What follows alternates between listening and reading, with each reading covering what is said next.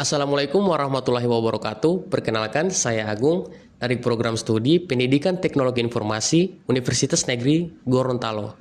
Video ini merupakan hasil observasi lapangan untuk mata kuliah Psikologi Pendidikan. Saya Bagus, saya juga berasal dari program studi yang sama. Observasi ini kami lakukan di SMP Negeri 7 Gorontalo. Dan saya Upik. Observasi ini bertujuan untuk melihat secara langsung manajemen proses kelas serta pengaruh lingkungan sekitar pada proses belajar siswa.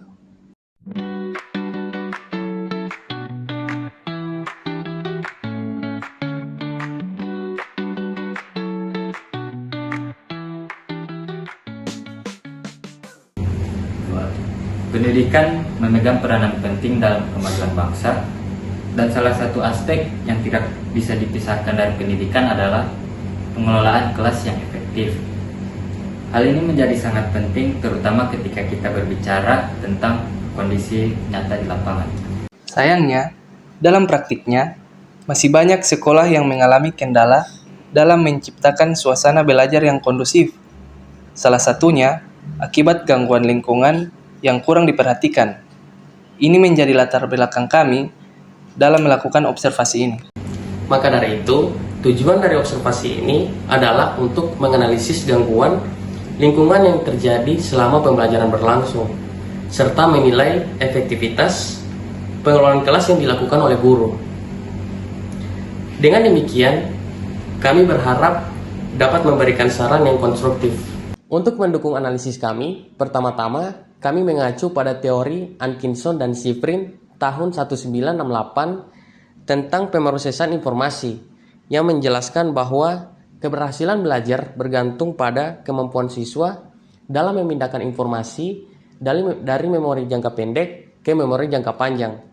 Hal ini bergantung pada kondisi belajar mereka.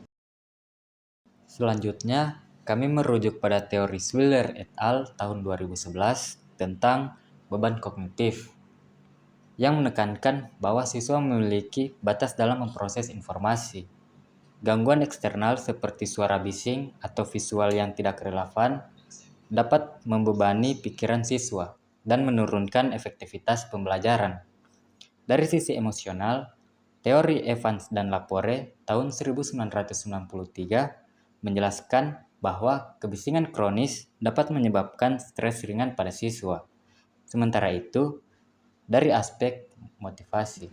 Kemudian, teori Urhane dan Wijnia 2023 menyatakan bahwa stimulasi eksternal yang lebih menarik dari pelajaran dapat menghambat motivasi belajar.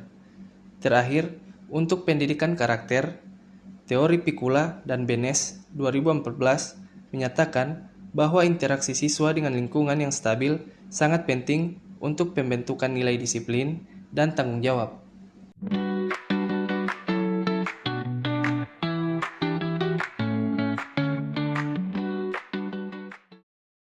Selama observasi di SMP Negeri 7 Gorontalo, kami menemukan dua bentuk gangguan utama.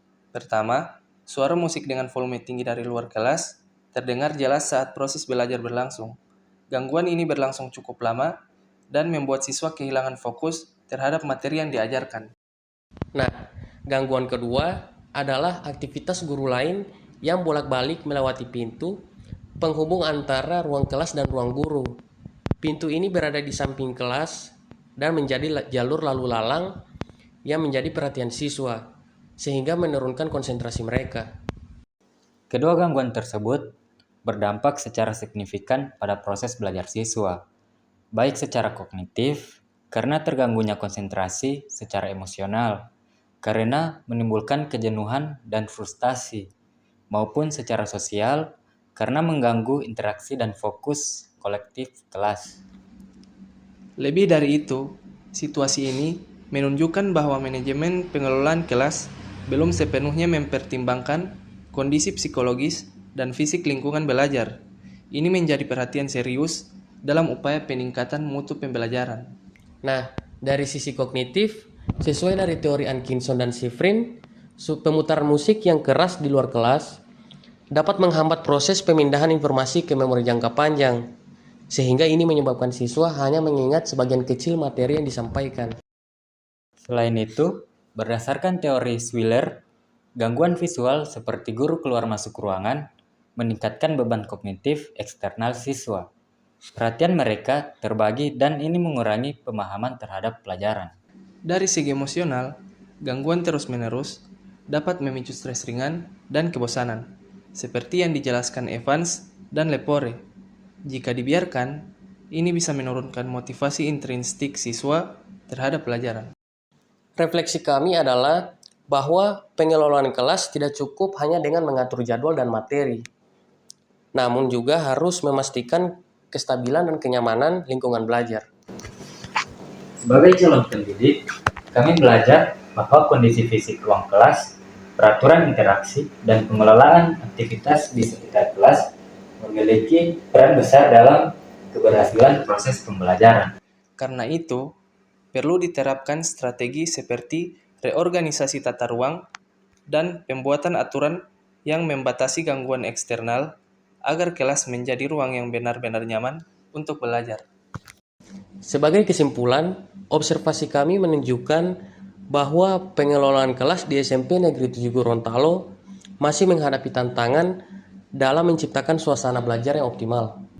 Dua gangguan utama seperti suara musik dari luar dan aktivitas guru yang lalu lalang berdampak negatif terhadap konsentrasi dan karakter siswa.